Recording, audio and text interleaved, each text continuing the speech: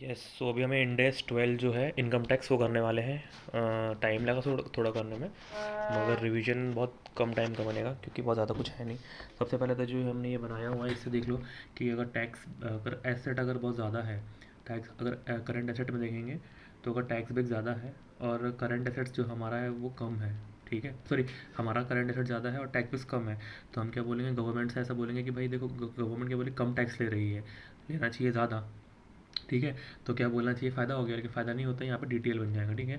और वैसे ही liability, liability कितना होना चाहिए, 50 होना चाहिए, 80 गवर्नमेंट बोल रही है 80, तो कि फ़ायदा हो गया, तो फ़ायदा नहीं, कुछ नहीं, डीटीएल बनेगा, ठीक है। और करंट एसेट्स ये और टैक्स बेस, ये करंट एसेट्स कम है, 80 है और वो 100 है, तो क्या ज़्यादा ज़्यादा टैक्स ले रहे हैं, तो क्या बन जाएगा, डीटीए बन जाएगा।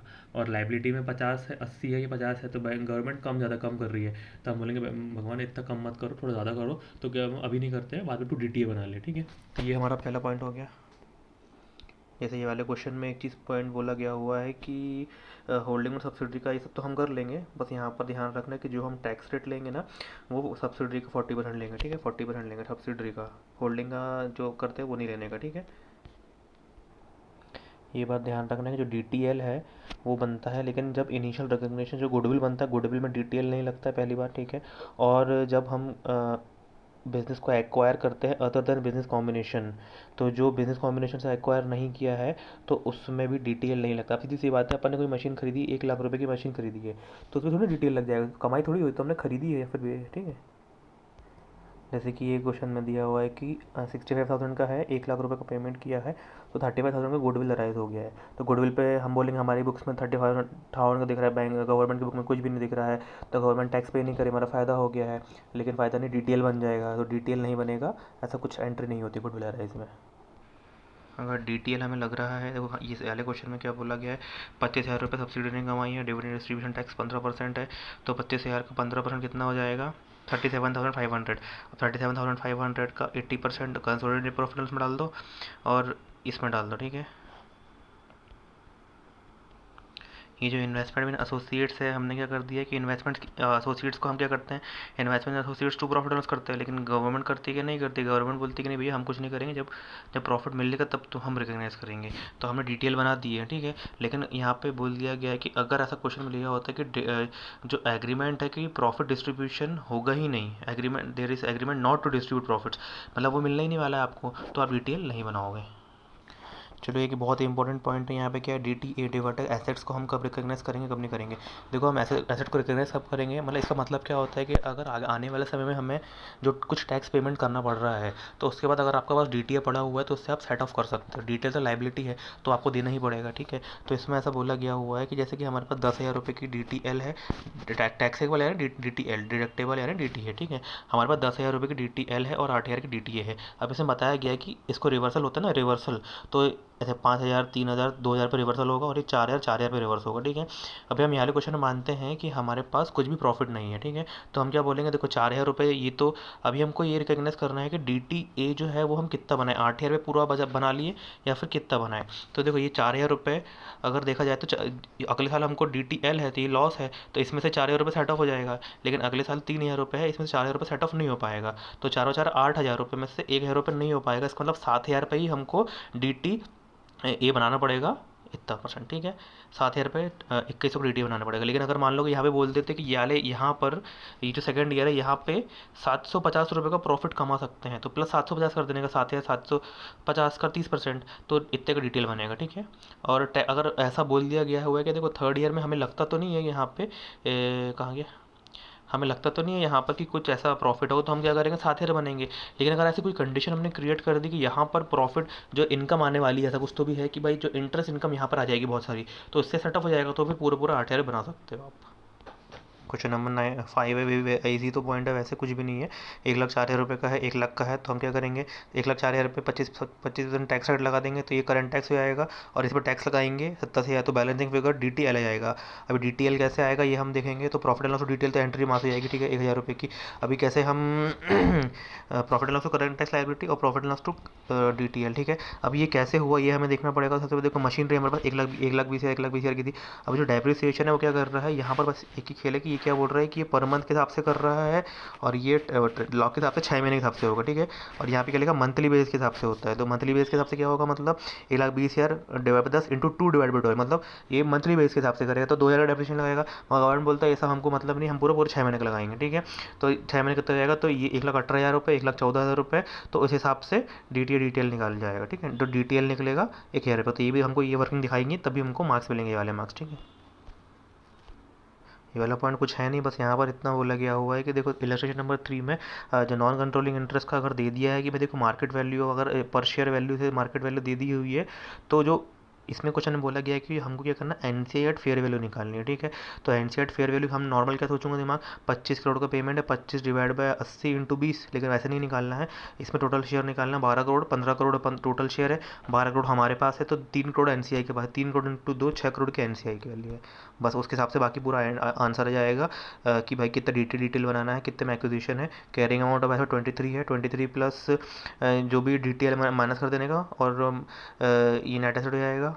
इसमें से NCI माइनस कर देंगे तो वैल्यू हो जाएगी, वो कितने का पेमेंट किए हैं, पेमेंट कितने आएगी 25 का, तो बैलेंस गुडविल कैपिटल रिजर्व हो जाएगा। ये क्वेश्चन कुछ डाउट नहीं था, फिर भी इजी क्वेश्चन, फिर भी बता देता हूँ एक बार कि कितना परसेंट था, 80,000 का था। 80,000 में से 28,000 मतलब 35% के क्या थे, OCI वाले शेयर थे। तो ये 40%, 35%, 40 से 45% में चले गया है। तो 80,000 डिवाइड 40 इंटू 45, 90,000, 60 को करेंगे तो 67,500 आएगा। तो इसको बढ़ा देंगे 7,500 से, तो DTL है तो प्रॉफिट एंड लॉस, तो DTL खत्म खल्लास। और DTA से बढ़ाएंगे DTA to profit and loss, 2 CI खत्म खल्लास, ठीक है। ये इलस्ट्रेशन नंबर 9 इसका बी पॉइंट, थोड़ा सा ए पॉइंट तो वेरी इजी है। बी पॉइंट में ये बस बोला गया हुआ है कि देखो सब्सिडरी ने, हमने सब्सिडरी को बेचा, सब्सिडरी ने क्या एंट्री मारी होगी, इन्वेंट्री टू बैंक, तो इन्वेंट्री 80,000 पे दिखाया होगा। अब 80,000 में से उसने 40% बेच दिया इन्वेंट्री की, ठीक है। तो कितना बचा उसके पास, 48,000 बचा हुआ, ठीक है। टैक्स बेस भी 48 होगा, मगर हम क्या कर रहे हैं, हम देखेंगे देखो 48,000, तो हम क्या करेंगे कंसोलिडेशन में, क्या करेंगे जो प्रॉफिट उसको रिवर्स मार देंगे। तो हमने कमाया था 16,000 रुपये कमाए थे हमने इस पर, तो 16,000 रुपये का 60%, मतलब जो भी अनरियलाइज है 16,000 का, सॉरी सॉरी 16,000 का, एक मिनट, तो जितना भी अनरियलाइज प्रॉफिट है, अनरियलाइज मतलब 40% बेच दिया, तो इसका मतलब 60% बचा होगा। तो इसलिए 16,000 का 60%, ये 40 गलती से 40 लिख दिया है, ये 60 है। तो 16,000 60%, 9,600 इतना अनरियलाइज माइनस कर देंगे, तो मतलब इतने का नहीं बिका हुआ है, तो टोटल 38,400। तो इसके हिसाब से DTI आ जाएगा 2,400 रुपये का। ये वाला क्वेश्चन भी बहुत इजी है, बस इसमें थोड़ा सा कंसेप्चुअल इंटरप्रिटेशन की बात है। हमने 1,00,000 रुपये बोरो किए हैं, अगर हाँ इसमें एक बात बताने की, अगर कोई बोरो करता है तो करंट लाइबिलिटी के साथ सोचना है। करंट लाइबिलिटी यानी वही कि भाई समझो माइनस कर रहे हैं, उसके हिसाब से सोचना। इन्वेस्टमेंट टैक्स लग रहा है उसका नहीं सोचने का कि भाई माइनस कर रहे हो, उसके हिसाब से सोचने का। मतलब अगर जैसे कि 100 रुपये की हमारी लाइबिलिटी है, और अगर गवर्नमेंट बोलती है कि नहीं 80 लेंगे हम, तो क्या गवर्नमेंट कितनी माइनस कर रही है, 80 माइनस कर रही है, 100 माइनस करना चाहिए था, तो DTA बन जाएगा, बराबर है। उस हिसाब से हमें सोचना है, ठीक है। तो फिर अभी हम आते हैं ये डी पॉइंट में, क्या बोला कि 1,00,000 रुपये की बोरो किया है, 2,00,000 रुपये खर्चा हो गया, तो 98 लाख रुपये अपनी बुक्स में दिखाएगा। गवर्नमेंट बोलेगी भाड़ में गया, हमें 1,00,000 में ही दिखाएंगे, ठीक है। अब उसके बाद जो एक 30,000, 1,30,043,800 का पेमेंट करेंगे, इसके बाद इसमें फाइनेंसिंग कॉस्ट है, तो 98 लाख प्लस 10% के हिसाब से करेंगे, तो एक साल बाद 1,07,008, 1 करोड़ 1 लाख इतना हो जाएगा, ठीक है। इतना हो जाएगा, और गवर्नमेंट बोलेगी भाई मेरे पास इतना है, तो उसने ये क्वेश्चन ने पूछा कि 31 मार्च 2018 में कितना होगा, और जो भी टैक्स रेट है उसके हिसाब से करेंगे, तो करंट लाइबिलिटी के हिसाब से ये निकल जाएगा, DTA निकल जाएगा। देखो लाइबिलिटी के हिसाब से सोचने का, देखो हम क्या बोल रहे हैं, गवर्नमेंट 1,00,000 माइनस करनी चाहिए, तो माइनस कितना करना चाहिए, 107,80,00 करना चाहिए। तो गवर्नमेंट क्या करे, कम माइनस कर रही है, तो मैं भगवान ऐसा मत करो, तो एक हमको DTA बना ले, तो DTA बन जाएगा 156 DTA बन जाएगा। बस यहाँ पे लाइबिलिटी है ना, ये करंट लाइबिलिटी, तो करंट लाइबिलिटी आप सोचने का।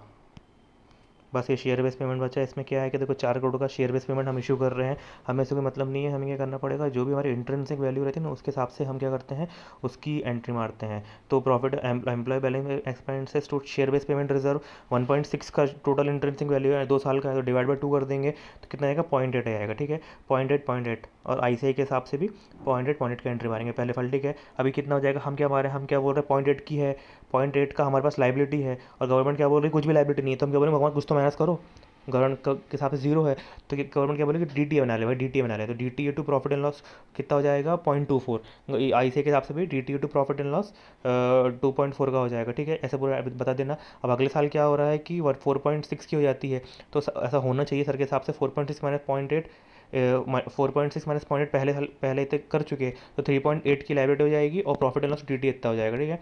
मगर आईसीआईसीआई का क्या किया है, सिंपल से उसने बोला है कि ये जो एंट्री है profit and loss D T, इसको रिवर्स मार दो, ठीक है। और यहाँ पर क्या हुआ देखो, 4.6 है, 4.6 माइनस 0.8, तो 3.8 की लाइबिलिटी हो जाएगी। अब हम क्या बोल रहे हैं कि देखो 3.8 की लाइबिलिटी, भगवान कुछ तो माइनस करो। वो बोलते हैं कि नहीं अभी कुछ माइनस नहीं करेंगे, जब होगा तभी माइनस करेंगे। तो 3.8 का कितना परसेंट है, 0.3%, क्या बन जाएगा 3.8 का 0.3 कितना हो जाएगा, 1.14। 1.14 में से 0.24 तो पहले कर चुके हैं, तो आ जाएगा, अरे यार सॉरी यहाँ पे क्या किया हमने, सेकंड ईयर में employ penalty action to share base payment reserve 3.8 का मारे हैं, क्योंकि इंट्रेंसिक वैल्यू 4.6 है और पहले हमने इतना कर चुके, तो बैलेंस मार देंगे। अब इसके बाद क्या करेंगे, रिवर्सल ऑफ जो भी था पहले हमने किया था उसको रिवर्स मार देंगे, ठीक है। डी टी था तो रिवर्स हो जाएगा, तो profit and loss D T है, profit and loss to D T है 0.24, वेरी वेरी इंपॉर्टेंट, आ सकता है पेपर में। थैंक यू, सी ए बनेगा भाई, 2024 नवंबर में सी ए।